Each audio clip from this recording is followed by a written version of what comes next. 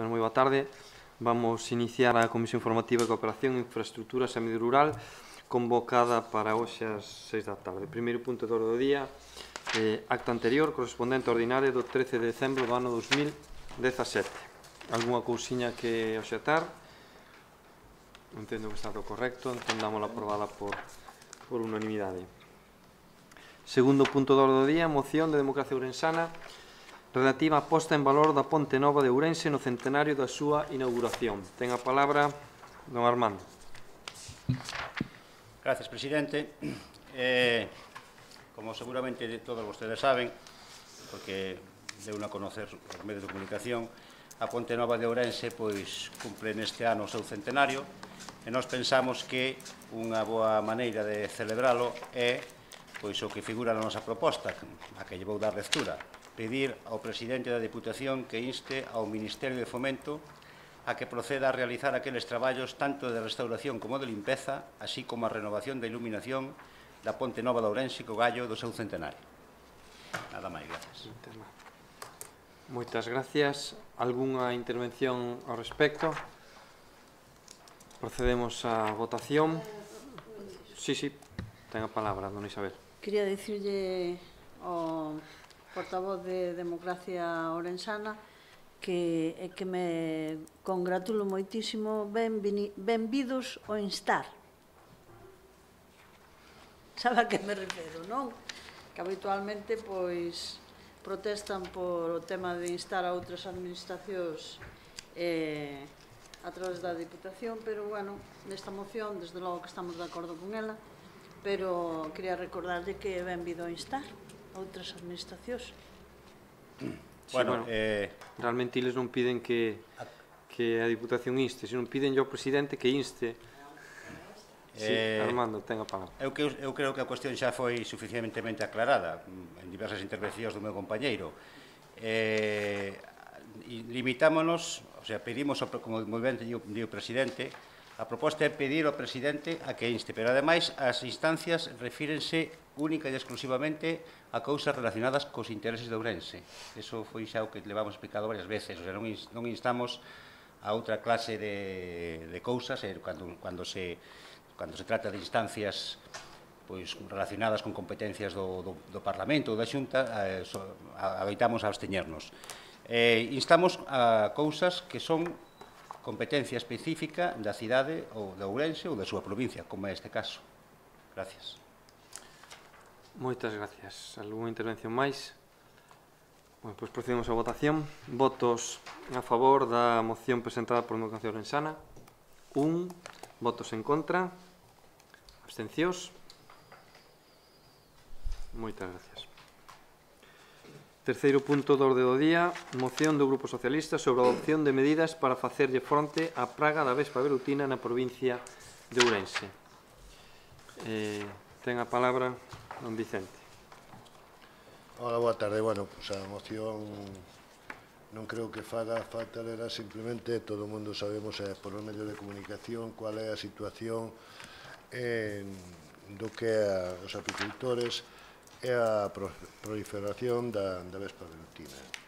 Por lo tanto, nós o que propoñemos aquí é unha cousa que podría ser modificada ou de alguma maneira, porque o que se pide é que a Deputación Provincial dote e forme a aqueles traballadores que son os GES, que en principio no última adenda do convenio da Xunta de Galicia que afegán cos GES establecía que os GES serían os encargados da eliminación dos ninos da velutina. Según o mapa de medio rural, establece nos sitios son os GES, noutros sitios son o Parque de Bombeiros, noutros sitios son os de Medio Ambiente.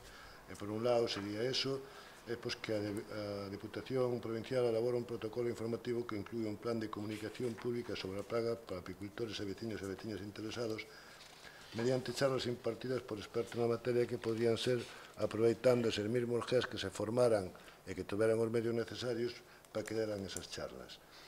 E que a Deputación Provincial, mediante un convenio cos expertos que xa investigan a vespa velutina no campus universitario de Ourense, se dote dunha asesoría científico-técnica que permita determinar as particularidades do control da praga en Ourense debido ás especiais e diferenciadoras condicións climáticas e medioambientais da provincia.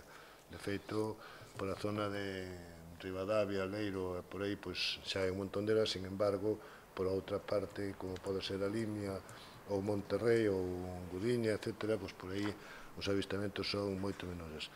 E digo, elabora un protocolo porque ahora mismo cualquier veciño que ve ás veces dá o aviso de que é un nino de velutina, non é, ao mellor é de outro tipo de cousas, pero, claro, chamas ao 112, 112 a Protección Civil dice que eles son voluntarios que non establecen, os GES non teñen medios, e ao final chamas e volves chamar, por tanto, na provincia podíamos facer un protocolo que efectivamente os veciños superan o que tiñan que facer en cada caso. Algúnha intervención ao respecto? Procedemos á votación, entonces. Votos a favor da moción presentada polo Partido Socialista. 3. Votos en contra. Abstencións. Moitas gracias. Damos paso ao cuarto punto da orde do día. Mocións de urxencia. Señor secretario, temos unha moción presentada polo Bloque Nacionalista Galego o día 12 de xaneiro de 2018, registrada ás 14:22 horas, cando xa estaba convocado. efectuada a convocatoria, respecto da privatización do Consorcio Provincial contra Incendios e de Salvamento, que entendíamos que correspondía pola materia de cooperación, pois, referirse ao consorcio, tratar nesta comisión. Perfectamente, sí. Eu entendo que todos os temas do Consorcio Provincial de Incendios se trataron nesta comisión e ás 14:22 horas xa estaba convocada a Comisión de Cooperación, que nos chegou o correo pois bastante, bueno, non moito antes, pero si chegou, Non moito antes, pero si xa estaba convocada. Moi ben, pois eu pregaríalle ao señor Rodríguez Suárez que justificara a ausencia da moción. A ausencia, nos entendíamos, de feito a presentamos para que fora tratada na Comisión de Personal. Parece que agora o criterio é o que acaba de explicar o presidente. En todo caso... No, perdón, o criterio explicou no señor secretario. Non, quero aclararlo tamén, non é persoal da Deputación, senón, entendo que a moción se refire ao consorcio, o consorcio de outra administración na que a Deputación participa. Nese sentido se considera que a participación da Deputación no consorcio é unha acción de cooperación. Todos os temas, repito, todos os temas do Consorcio contra os Incendios viñeron a esta comisión. Ben, en todo caso, nos entendemos que si é urxente, porque a sentencia fai uns días, unhas semanas, entonces nos entendemos que deberíamos tratar o asunto o antes posible. Non entendo que, amparándose nun tecnicismo, deixalo fora ou retrasalo, non sería simplemente retrasar o asunto, o debate do asunto, e entendemos que políticamente non é moi defendible. Vale, digo tamén que entendo que os asuntos de... Vostede alegaba que pensaba que iba para a Comisión de Personal. A Comisión de Personal, na que van os temas de personal, é na de transparencia. E tamén se convocou incluso antes que a esta, quer dicir, tampouco vale esa xusta... Se para mañá. No. A do personal foi... Os temas de personal... Transparencia da Administración Provincial. É a primeira de hoxe, ás 5 da tarde. Quer dicir, está ben que usted intente justificalo, pero, bueno, neste caso, creo que comete un pequeno error. Pero... explicada a súa urxencia, pois entendo que procedemos á votación da urxencia desta moción. Votos a favor? Votos en contra? Pois queda desestimada a urxencia. De todas maneiras, eu entendo, bueno, podo falar agora como aquí en Rogos, pasamos ao quinto punto, que é de Rogos e Preguntas. Si queren vostedes, eu lle pediría ao señor secretario, si pode, que faga algunha mención ao respecto sobre a sentencia esa, a pesar de que na propia moción utiliza esa sentencia como excusa para decir unha serie de circunstancias que creo que non veñen moito a tema de urxencia, porque instar o 112, potenciar o papel do 112, xa se está a facer, elaborar, permitir a Cámara, aquí había que ver a que Cámara se refiere, porque pon a Cámara, bueno, esas procedentos de rescate e recuperación, isto creo que de urgencia non ten nada, pero bueno, xa que ustedes aproveitan a sentencia para falar desto, pois eu creo que o señor secretario pode explicar algunhas pinceladiñas do que do que é esta sentencia e do que se vai a facer. Bueno, eu se non lles aburro, podo explicarlles o contido da sentencia e as liñas.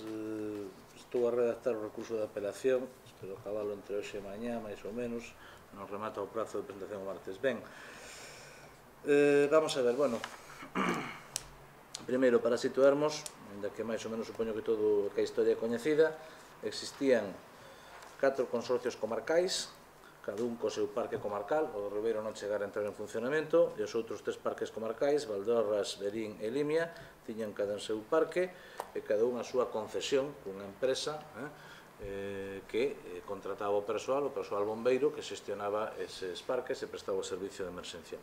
Eses 3 consorcios fusionanse, disólvense e integranse no consorcio provincial que se subroga na posición xurídica dos antigos consorcios comarcais e que, por tanto, se subroga nos contratos administrativos, nas concesións, nas antiguas concesións dos parques comarcais. Aprobado por unanimidade en todos os plenos dos concellos integrantes dos concellos integrantes dos consorcios.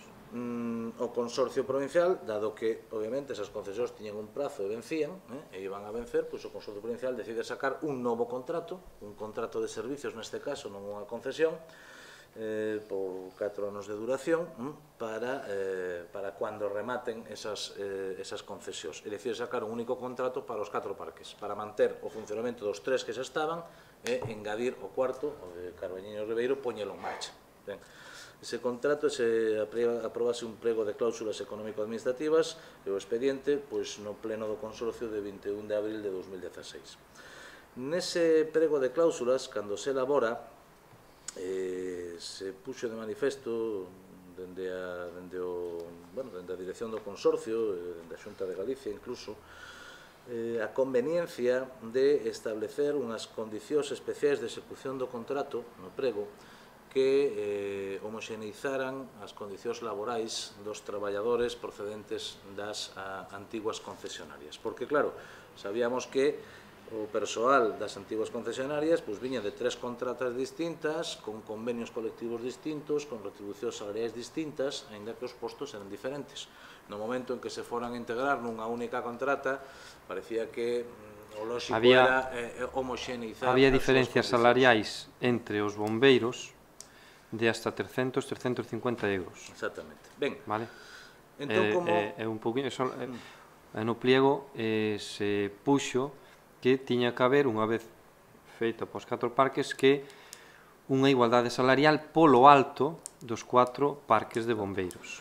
Ben, como se artellou isto? Porque, claro, o que non queríamos no pliego, isto dixemos os técnicos no primeiro momento, era meternos nas relacións laborais entre as empresas e os seus empregados. Correcto. Entón, isto articulouse como unha cláusula social consistente nunha condición especial de execución na que se establecía que a empresa que levara o contrato tiña que, no prazo dun mes dende a adxudicación, abrir un proceso de negociación colectiva e en esa negociación colectiva tiña que ofertar unha homoxenización salarial para os bombeiros, tomando como referencia os soldos máis altos e para cada categoría profesional, respetando en todo caso se había algunha situación singular máis favorable e introducindo ademais un trienio de 36 euros ao mes. Eso era basicamente. Se establecían outra condición especial de execución en canto para o Parque de Carballino, en canto á selección do persoal. Se establecía que o persoal había que seleccionalo cun procedimento público, organizado discrecionalmente pola empresa, pero cunha oferta ao Servicio Público de Emprego e cun anuncio no boletín oficial da provincia. E se establecían logo outras condicións que de algún xeito inciden tamén no réxime laboral dos traballadores da empresa, como é, por exemplo, a exigencia dun plan de formación cunhos mínimos, que ademais era valorable, era un dos criterios de adxudicación, e despois, lóxicamente, hai unhas exigencias de organización do servicio que a empresa ten que respetar e que, lóxicamente, inciden na organización do traballo. Réxime de quendas, é dicir, por exemplo, ao ser un servicio de emerxencia, ten que organizarse unhas quendas que cubran 24 horas os 365 días do ano, e, por outra banda, ten que haber unha dotación mínima. Se quere contratar máis persoal, pode, pero en todo caso ten que haber unha dotación mínima por parque de persoal. Ben, a Confederación Intersindical Galega interpuxo un recurso contencioso contra este prego. Contra este prego... Un non, moitos. Non, a Confederación Intersindical Galega interpuxo este. Houve outros da Plataforma de Bombeiros de Galicia, pero da Confederación Intersindical Galega se interpuxo directamente este contencioso. A Confederación Intersindical Galega plantea unha demanda na que aparentemente hai dous motivos, ainda que eu creo que é un único motivo estructurado, digamos, en dous argumentos. Primeira cuestión que plantea o sindicato é que os consorcios comarcais, o sector provincial e as empresas forman un grupo patolóxico, un conglomerado único, no que as empresas farían o papel de empresario ficticio interposto e o empresario real sería o consorcio. E piden ao xulgado contencioso que se pronuncie con carácter prexudicial, porque o xulgado contencioso non é competente para eso, só teria que ser un xulgado social, o que dixera, mire, a empresa é unha pantalla e o verdadeiro empregador é o consorcio, piden que se pronuncie sobre esa cuestión. Para qué? Para acto seguido decir, como os traballadores da empresa contratista en realidade son traballadores do consorcio, vostede tiña que ter negociado colectivamente estas medidas directamente o consorcio cos traballadores. De acordo, as medidas beneficiarias que beneficiaran directamente aos traballadores. Que o prego di que a empresa a que terá que negocialas e que se non se chega a un acordo, en todo caso, a faga como mellora unilateral. Eso que di o prego. Di que eso había que telo negociado cos traballadores. Ben, bueno, nós opoñémonos a eso, decimos que de grupo patolóxico e de empresa interposta ficticia non hai nada. De feito, as empresas licitadoras non son empresas ficticias, son grandes empresas que traballan en moitos outros puntos da xeografía española. Os consorcios comarcais deixan de existir co consorcio provincial, non hai ningún entramado de entes públicos aí montado para despistar ninguén, e isto é algo tan sinxelo como a xestión dun servicio indirecta mediante un contrato administrativo, que é algo que fan todas as entidades locais españolas cos seus servicios en maior ou menor medida. Claro, partindo desta idea e de que, por tanto, os bombeiros son traballadores da empresa privada e non do consorcio, o consorcio non ten nada que negociar cos traballadores. O consorcio o que fai é imporlle unha obriga ao contratista no pliego, que o contratista acepta libremente, porque para eso se presenta o concurso, unha condición que lle poñemos, e que logo o contratista ten que, por ese condicionante que lle pusemos, ofertar unha mellora aos traballadores. Non se nos ocurriría que fora ao revés, porque evidentemente aí sí que non nos poderíamos ter metido. Vostede está obrigado a ofertarlle esta mellora aos seus traballadores e a negociar eso e todo o demais que queira. Aí xa non nos imos meter.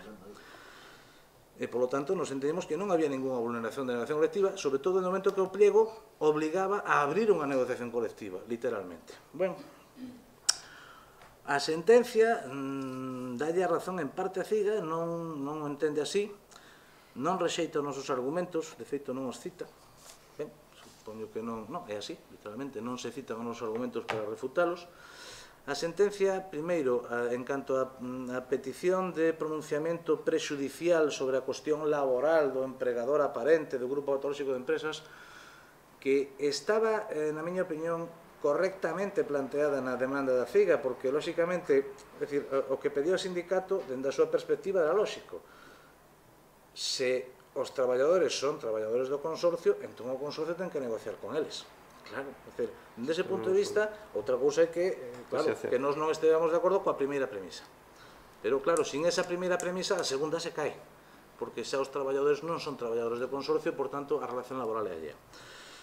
O xuiz, a primeira cuestión que plantea o sindicato a rexeita, porque di que non é asunto seu, que é un asunto da xurisdicción social, e que ele non pode entrar neso. E que, ademais, e aquí ven a parte crítica, e que, ademais, non necesita entrar neso para analizar o tema da negociación colectiva.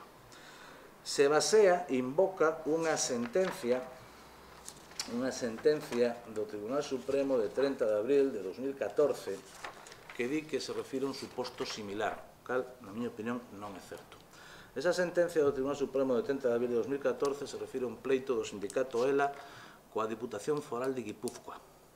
A Diputación Foral de Guipúzcoa tiña un acordo regulador, un convenio colectivo da Deputación, no que se obrigaba a propia Deputación en todos os pliegos de servizos que externalizase poñer a cláusula de subrogación do persoal adscrito aos servizos, o persoal que estivera adscrito aos servizos da Diputación. Non lembro exactamente a relación, pero algo así. Sacan un pliego de un servicio que ya estaba externalizado, simplemente se acababa la externalización y van a empalmar con el siguiente contrato. Y sacan el pliego y no ponen la cláusula de subrogación. El sindicato recurre y le dice, oiga, tiene usted que poner a cláusula de subrogación porque está no artigo 17 do acordo regulador. A Diputación Foral de Guipúzcoa responde non, porque eso é para os funcionarios o persoal laboral de plantilla da Diputación, non para o persoal das contratas. Esa é a defensa dos letrados da Diputación de Guipúzcoa. O tema chega ao Tribunal Supremo, e o Tribunal Supremo di que, como non se especificaba na redacción do acordo, di, bueno, pódese interpretar que é ampliable tamén o persoal das contratas, porque a fin de contas, di, o día que unha contrata remate, o persoal revirte a Deputación e despois sai para unha nova contrata. E, por tanto, non se pode dicir que sexan terceiros. Di o Tribunal Supremo que non é unha materia allea e que non é unha materia imposible, o sea, que é posible meter eso nun acordo regulador, que non diría que sexa obrigatorio, que son cousas distintas. Ben, a partir dunha frase da sentencia do Tribunal Supremo, o xuiz deduce que os traballadores das empresas privadas contratadas polo consorcio teñen vinculación directa co consorcio. Non chega a dicir que sexan empregados públicos, pero di que teñen unha vinculación directa e que é de aplicación o Estatuto Básico do Empregado Público. E que, por tanto, tiñamos que ter negociado antes esa cláusula. E que hai un defecto de forma, porque non se negociou esa cláusula directamente. Claro, o problema é como se senta o consorcio a negociar se non é suxeito legitimado. Como se senta o consorcio a negociar con quen non é o seu traballador. Aí hai un salto no baleiro, é dicir, en fin, que esa é a cuestión. Así está planteada a cuestión. O problema foi que nos, no pliego, se lle puxo a igualdade salarial, repito, que había xente do parque de Xinzo que cobraba 300 euros menos ao mes, estaban nas condicións bastante máis malas que as de Berín, e tamén que se lle puxo que se subrogara ao 100%, cando a lei entendo que exige 80%, non? Ou como é iso? Non, a lei non exixe nada, a lei non di nada, non hai que subrogar. A subrogación pode ser de tres tipos, pero vamos, neste caso é do 100%. Eu digo isto porque hai, na propia moción de BNG hai un texto que está en castelán que se cita, e o que cita é a sentencia do Tribunal Supremo. De feito, fala do apartado 17 do acordo regulador. É o acordo regulador da Diputación Foral de Guipúzcoa que se fala este artigo 17, porque aquí non hai tal artigo, non? Dice, hai que partir así de que vencido un contrato de adjudicación dun servicio público, dicho servicio revierte na administración, con lo que operará respecto de ella a obligación de subrogarse nos 14 trabajadores.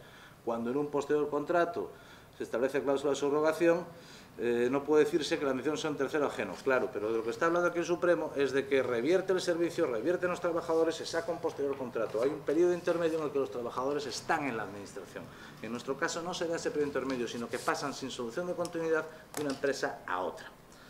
Bueno, quiero decir, les advertí que no quería aburrirles porque es un tema jurídicamente bastante denso, pero... Perdón? De moita interpretación. É un tema bastante denso, bastante problemático. A cuestión é que o Consorcio Provincial de Incendios vai a facer unha reclamación, bueno, a recurrir, que temos opción a recurrir, xa un pouquiño basando as explicacións que o señor secretario deu agora, non? Estamos, sí, preparando un recurso de operación en coordinación coa Asesoría Jurídica Xeral da Xunta, eu digo porque, bueno, non somos nós os únicos, sino que tamén a Asesoría Xurídica Xeral da Xunta está totalmente de acordo con nós en que a sentencia pois non é correcta. E, bueno, xa o veremos, pode que chegue ao Tribunal Supremo este asunto. Pola complexidade que ten, e precisamente porque se basea nunha frase solta dunha sentencia do Supremo dun caso que se di que é similar, pero que realmente é diferente. É posible que ao final teña que zanjar o asunto a discusión o propio Tribunal Supremo. Perfecto. Algunha cuestión ao tanto? Bueno, algunha pregunta máis, rogo máis?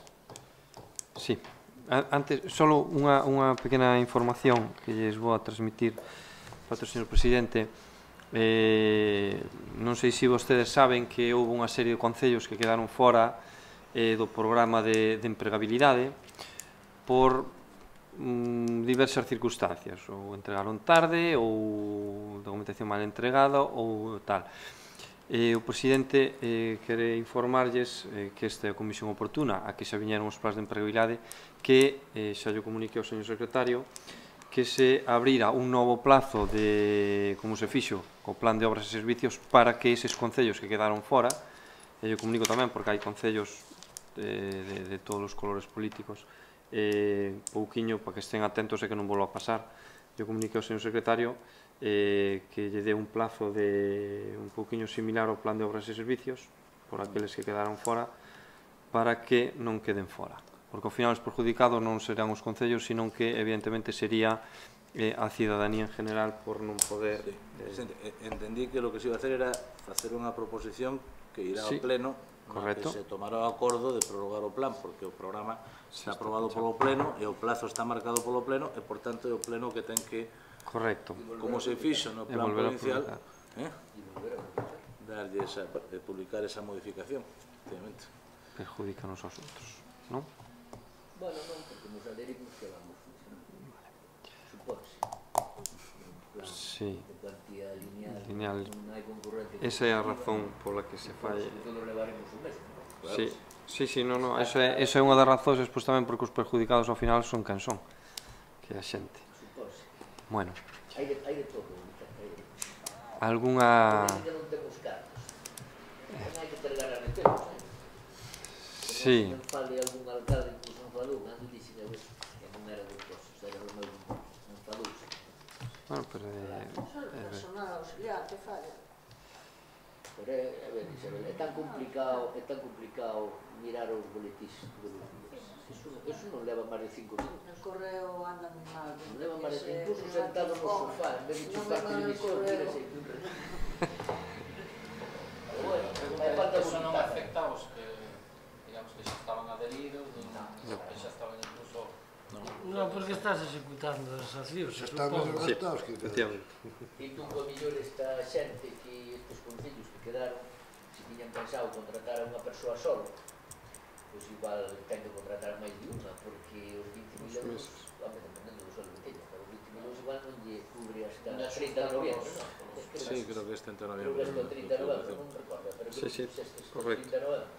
Entón, se podes aprobar un pleno, publicalo, os días hábiles e tal, te metes a principios de marzo. Entre pitos e flautas, dunha medida que vou tratar a duas persoas cada unha. Esperemos. o siguiente ano espero máis. Esperemos. Algunha... Máis que contratar por menos tempo, no caso. No, porque senón pierde dinero, quero dicir. Por eso, pero quero dicir, se antes iba a contratar a un por 6 meses, terá que contratar a 2 por 4 meses. Bueno, eso... Bueno, eso é o que estou dicindo. A ver, sí, que solucionen eles os que lle toque. Eso xe lle toca a eles. Eso. Ao mellor algún caso igual lle temos que explicar nós tamén, pero non, esperemos que non.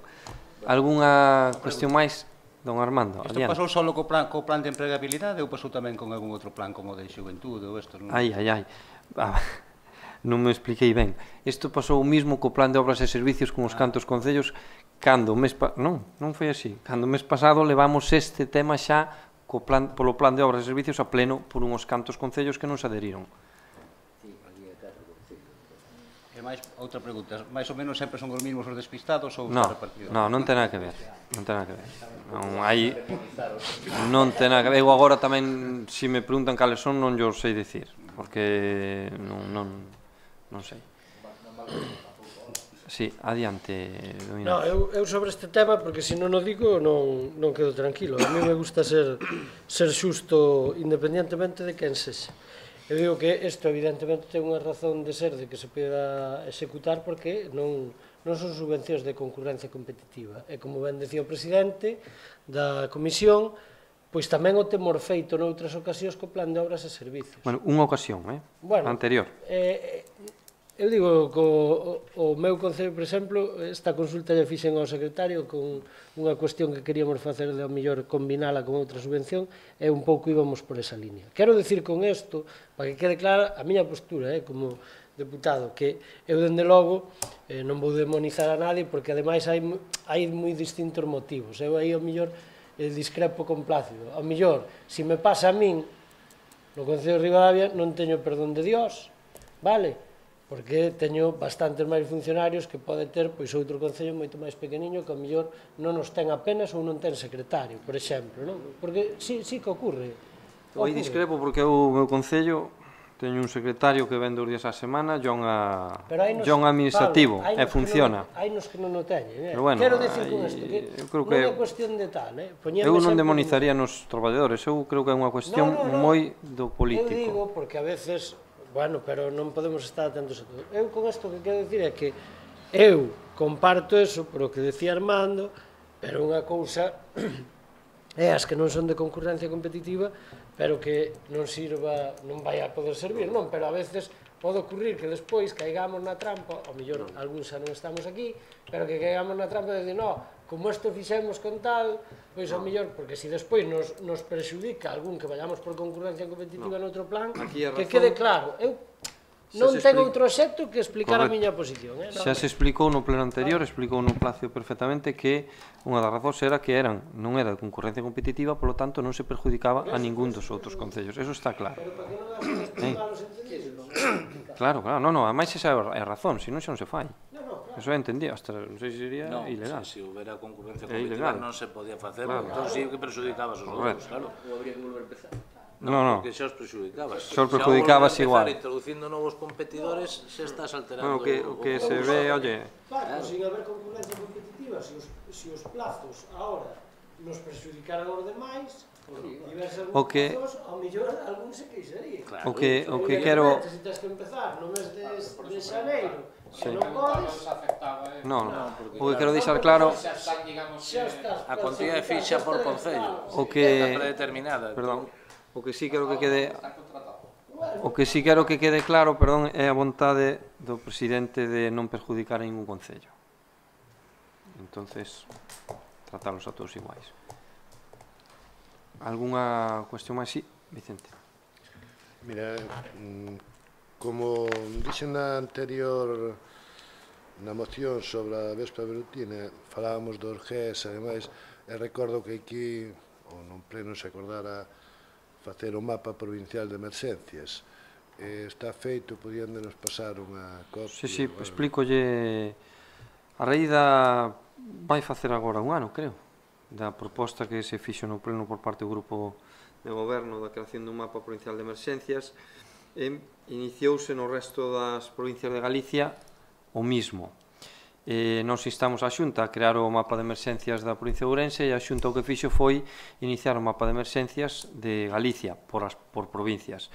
Temos tido diversas reunións xa durante todo o ano que lle chamaron un grupo de traballo polas emerxencias e un pouquiño por dicirlle que o mapa, tal e como falamos nós hai un ano, que se vai a basar nas isocronas, evidentemente, é que unha das aportacións que fixo esta Diputación foi de, incluso había algunha Diputación que non estaba de acordo con isto, pero bueno, creo que ao final levouse a cabo. Unha das aportacións que nos fixemos, ademais de ter a iniciativa, foi que se aproveitaran os recursos existentes, porque había algunha Diputación que quería eliminar os GES. Dende aquí se dixo que había que aproveitar os recursos existentes, que son os GES, os parques de bombeiros, os 2 municipales que hai, que é o que ten a Diputación en San Cibrao e é o que ten a Moncloa en Celanova, os 4 comarcais, e despois aproveitar os GES que hai. Bueno, hai aquí alcaldes que teñen GES, porque había unha inversión en formación nesa xente, en material e xa en experiencia, que sería unha temeridade non aproveitar eso, non? Entonces, un pouquiño aproveitouse, fixo o mapa de emergencias basándose, sin quitar ningún grupo de emergencias da súa ubicación actual. Por exemplo, dabas un solapamiento no barco, que había un GES no barco, e na rúa hai un parque de bombeiros, pero se vai a respetar. o solapamiento en Ribadavia non se dá porque por Isocronas realmente estaba moito máis cerca o GES, en avión igual, e tamén se detectaron unha serie de zonas de sombra que se intentarán cubrir posiblemente coa creación de outros grupos, chámelle GES ou chámelle como sexa. Tamén se falou nas zonas alrededor das cidades da comarcalización dos parques dos bombeiros municipais das cidades. Aquí nos estamos de acordo, evidentemente hai que chegar a un acordo cas cidades, porque en Ourense eso non temos problema, porque a competencia das emerxencias dos concellos que hai alrededor da cidade e da Diputación.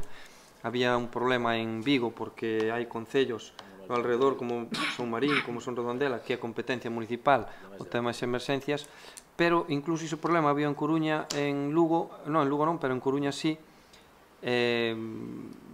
tanto Coruña, Lugo como Ourense estábamos todos pola mesma labor xunto coa Xunta. Os de Diputación de Pontevedra discrepaba aí.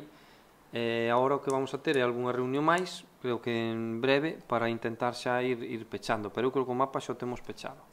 Simplemente falta ubicar ben esas zonas de sombra e nada máis. Foi unha iniciativa desta Diputación aprobada por unanimidade tamén, hai que dicilo por todos os grupos. Si quer algunha información máis? Non, era saber se estaba feito xa ou non. Sí, bueno, é que facer un mapa non é... Está sen rematar, non? Sí que está rematado, pero non se pode publicar.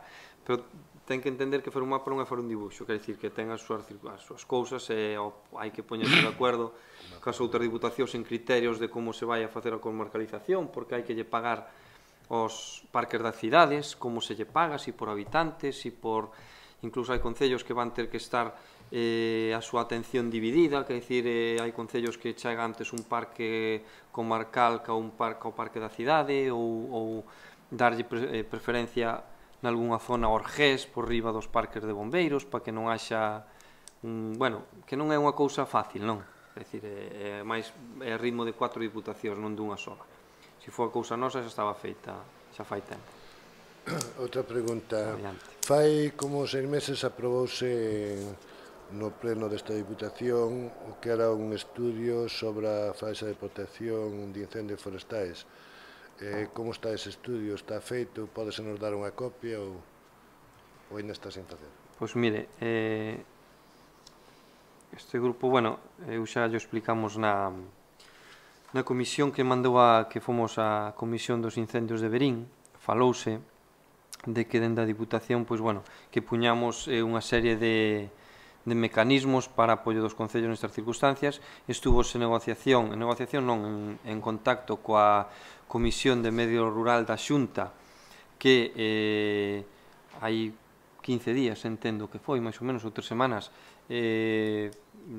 fixeron unha modificación na Lei de Acompañamento aos Presupuestos, unha modificación sobre estas leis que vai afectar ao ano 2018, e foi todo en base a non un estudio feito só por nós, pero sí que as nosas aportacións que se fixeron para os técnicos tanto da Xunta como do propio membro da Comisión do Parlamento Galego.